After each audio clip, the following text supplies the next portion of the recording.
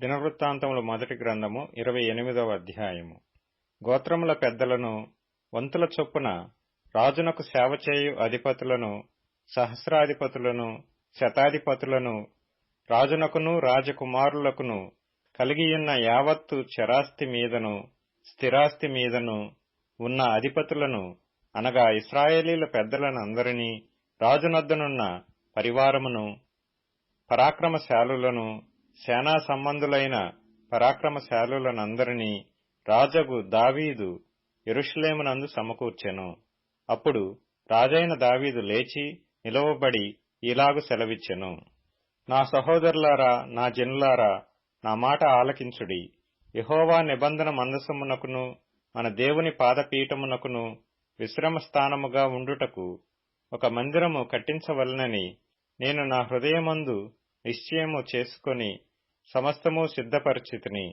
అయితే నీవు యుద్ధములు జరిగించి రక్తము ఒలికించిన వాడవు గనుక నీవు నా నామమునకు మందిరమును కట్టించకూడదని దేవుడు నాకు ఆజ్ఞ ఇచ్చెను. ఇశ్రాయేలీల మీద నిత్యము రాజునై ఉండుటకు ఇశ్రాయేలీల దేవుడైన యెహోవా నా తండ్రి ఇంటి వారందరిలోనూ నన్ను కోరుకొనెను.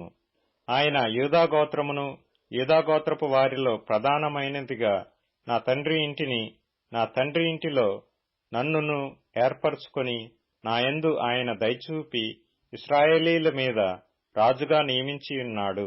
యెహోవా నాకు అనేక మంది కుమారులను దయచేసి ఉన్నాడు.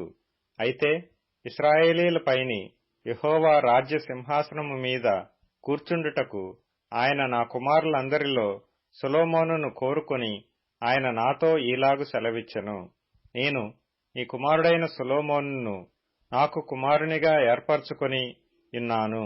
నేను అతనికి తండ్రినై యుందును. అతడు నా మందిరమును, నా ఆవరణములను కట్టించును. మరియు నేటి దినమున చేయుచున్నట్లు అతడు ధైర్యము వహించి నా ఆజ్ఞలను, నా న్యాయ విధులను అనుసరించిన ఎడల నేను అతని రాజ్యమును నిత్యము స్థిరపరచుదును.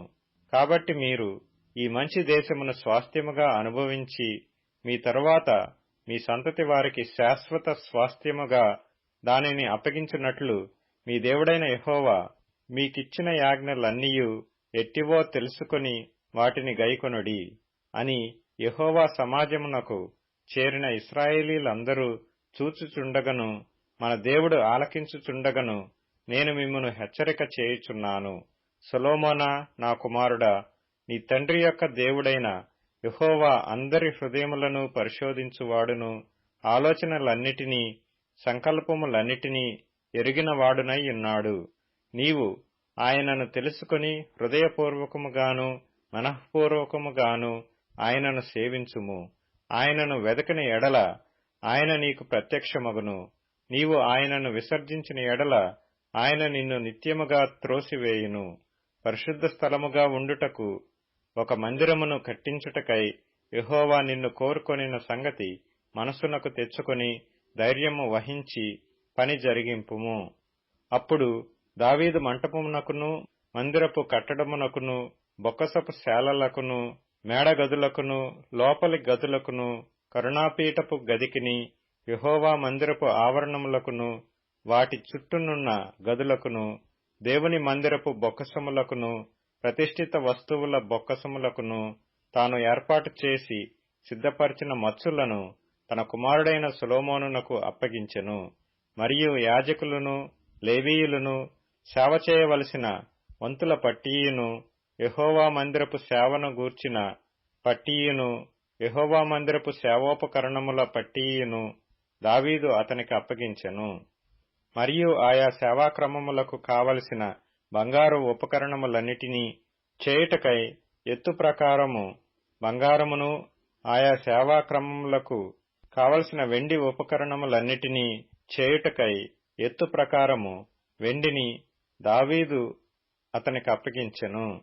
బంగారు దీపస్తంభములకును వాటి బంగారు ప్రమిదలకును, ఒక్కొక్క దీపస్తంభమునకును దాని ప్రమిదలకును కావలసినంత బంగారమును ఎత్తు ప్రకారముగాను, వెండి దీపస్తంభములలో ఒక్కొక్క దీపస్తంభమునకును దాని ప్రమిదలకును కావలసినంత వెండిని ఎత్తు ప్రకారముగాను, సన్నిధి రొట్టెలు ఉంచు ఒక్కొక్క బల్లకు కావలసినంత బంగారమును ఎత్తు ప్రకారముగాను, వెండి బల్లలకు కావలసినంత వెండిని, ముండ్ల కొంకులకును, గిన్నెలకును, పాత్రలకును కావలసినంత అచ్చ బంగారమును, బంగారు గిన్నెలలో ఒక్కొక్క గిన్నెకు కావలసినంత బంగారమును ఎత్తు ప్రకారముగాను, వెండి గిన్నెలలో ఒక్కొక్క గిన్నెకు కావలసినంత వెండిని ఎత్తు ప్రకారముగాను, ధూపపీఠమునకు కావలసినంత పుటము వేయబడిన బంగారమును ఎత్తు ప్రకారముగాను, రెక్కలు విప్పుకొని యెహోవా నిబంధన మందసమును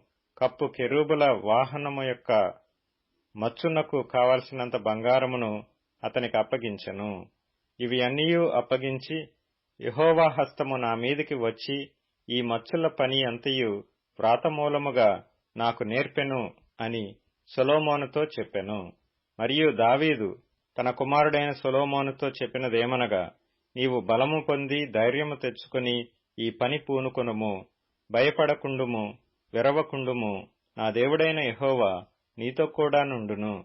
యెహోవా మందిరపు సేవను గూర్చిన పని అంతయు నీవు ముగించు వరకు ఆయన నిన్ను ఎంతమాత్రమును విడువక ఇండును. దేవుని మందిర సేవ ఎంతటికిని యాజకులను లేవీయులను వంతుల ప్రకారము ఏర్పాటైరి.